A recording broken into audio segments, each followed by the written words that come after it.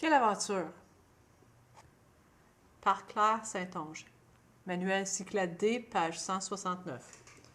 J'ai toujours rêvé de grandes aventures dans des pays exotiques. Je me verrais bien traversant le Sahara torride, juché sur un dromadaire, ou bien naviguant au milieu de l'océan sur un immense voilier. Aussi, lorsque Sylvain, l'ami de ma mère, m'a annoncé que nous partions en vacances, j'ai cru que j'allais enfin vivre l'aventure avec un grand A. J'ai lancé en l'air une pièce de 25 cents en m'écriant « Pile, c'est le Sahara, face, c'est la mer des Caraïbes. » « Que dirais-tu du lac Saint-Jean? » m'a lancé Sylvain sur un ton jovial. « Nous en profiterons pour aller rendre visite à ma grand-mère, qui vient d'emménager à Grande-Pile. » Est-il nécessaire de préciser que j'étais terriblement déçu? Aucune langue nouvelle à apprendre, aucun bateau à prendre.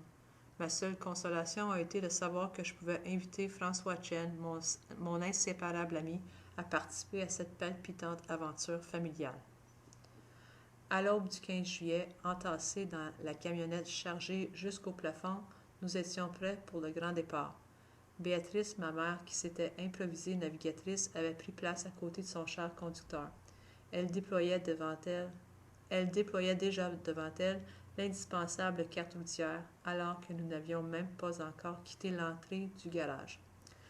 J'étais assise sur la banquette entre François et Joël, ma petite sœur de 2 ans et demi, qui a l'affreuse manie de piquer une crise de larmes chaque fois qu'on l'installe dans son siège.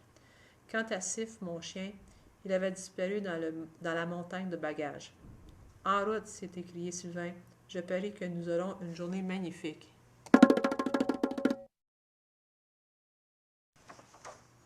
Page 170. Mais pour l'heure, une pluie abondante tabourinait sur le toit de la camionnette et Joël criait à tue-tête qu'elle voulait aller aux toilettes.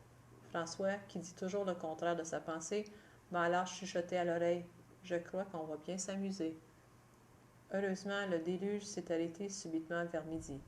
Comme nous entrions dans le parc des Laurentides, où nous avions prévu passer la nuit. Pour atteindre le camping, nous devions rouler des kilomètres et des kilomètres sur une route de terre déserte, au milieu d'une forêt sombre et plutôt sinistre. Tout à coup, comme nous étions presque à mi-chemin, un bruit terrible nous a forcés à immobiliser. Un bruit terrible nous a forcés à nous immobiliser. « Oh non, pas une crevaison !» ai-je lancé. « Enfin un peu d'action !» a dit François. Je commençais à m'ennuyer. « Eh bien, sois servi, jeune homme !» a répliqué Sylvain. « La roue de secours est au fond de la camionnette. Il va falloir sortir tout le bardac pour l'atteindre. » C'est alors que des immenses bataillons de mouches noires sentant la chair fraîche ont foncé droit sur nous. Ma mère s'est barricadée à l'intérieur de la camionnette avec Joël pour chercher le chasse-moustique. Pendant ce temps, Sylvain, François et moi, aux prises avec la roue à changer, subissions la torture d'innombrables piqûres. « Désolée, a crié ma mère au bout d'un temps qui m'a paru interminable. Je crois que j'ai oublié le chasse-moustique. »« Misère, a gémi Sylvain en écrasant d'une seule tape une bonne douzaine d'insectes voraces. François, lui, avait les oreilles en sang et très épaisses. « Ta mère est vraiment épatante, m'a-t-il dit. » Page 171. Lorsque nous avons enfin atteint le poste d'accueil du camping, nous avions vraiment l'air d'une famille de sinistrés. « Vous vous êtes égarés? » a demandé le gardien en nous regardant avec étonnement. « Il ne manquerait plus que ça, » ai-je répondu en essayant de recracher une autre de ces bestioles que je venais d'avaler. Comme l'avait si bien prédit François le Devin, la suite de notre voyage au lac Saint-Jean n'a été qu'une cascade de mésaventures navrantes. Au camping de Saint-Gédéon, il a fallu tout un après-midi pour réussir à dresser nos tentes, à cause du vent démoniaque qui menaçait de tout arracher. On a même dû attacher Joël et Sif à la glacière pour les empêcher de s'envoler.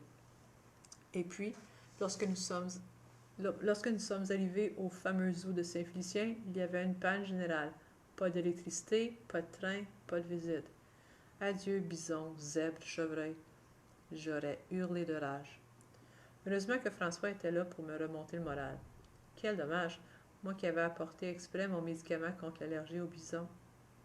Mais il y a eu pire. Pendant que nous visitions Val-Jalbert, le village fantôme, Sif en a profité pour disparaître. Nous l'avons cherché pendant des heures. François et moi avons dû demander à tous les campeurs s'ils n'avaient pas vu passer une espèce de vadrouille jaune et sale sur 4 pattes. Sif est un chien idiot qui n'a jamais été capable de retrouver son chemin tout seul. Mais, évidemment, on l'adore et on ne pourrait pas s'en passer.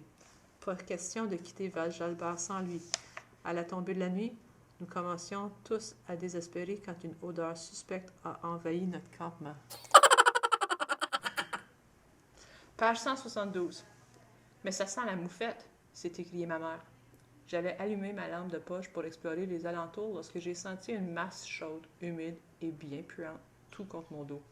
Sif, où étais-tu donc passé, espèce de tête de linotte? Tu empestes! Évidemment, j'étais contente de revoir le pauvre Sif qu'il s'agissait maintenant de débarrasser de cette odeur insoutenable. Contre l'odeur de moufette, il n'y a rien comme un bon lavage au jus de tomate, a expliqué Sylvain, qui avait été louveteau dans sa jeunesse. Génial, a dit François en se bouchant le nez. Et où va-t-on trouver du jus de tomate à cette heure? A demandé ma mère, qui n'avait jamais entendu parler de ce désinfectant miracle. Alors moi, j'ai eu soudain une idée. Et si on prenait ta sauce à spaghetti, maman? Elle a levé les bras au ciel et m'a regardé avec de gros yeux. Je pense qu'elle commençait à en avoir assez des vacances. Mais l'odeur est devenue tellement insupportable qu'elle a fini par se résigner à sacrifier sa sauce maison pour l'amour de Sif.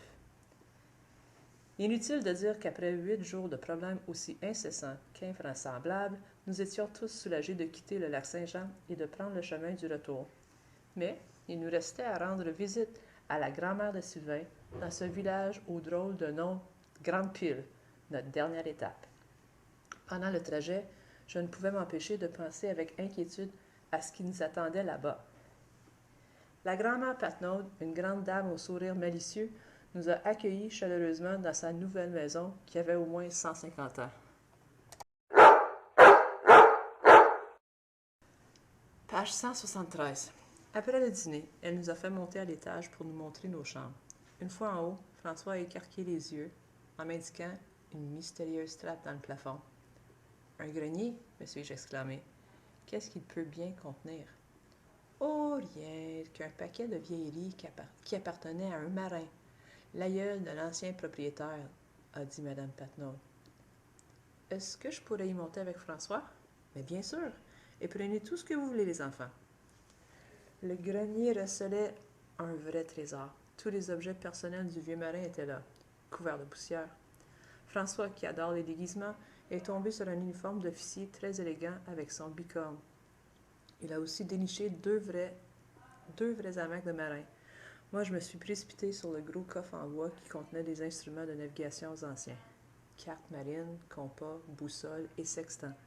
Il y avait même un carnet de bord daté de 1892. Tout ça était à nous. Tout de même, ce voyage de malheur nous avait au moins réservé une bonne surprise. Nous nous sommes amusés dans ce grenier de rêve pendant un long moment. Puis nous sommes redescendus à regret, chargés comme des mulets et heureux comme des rois. Et comment croyez-vous que tout ça va entrer dans la camionnette déjà surchargée? A dit Sylvain en nous voyant. François m'a chuchoté à l'oreille. Est-ce qu'il y aurait un problème par hasard? Évidemment qu'il y avait un problème. C'était bien trop beau pour durer. Fin.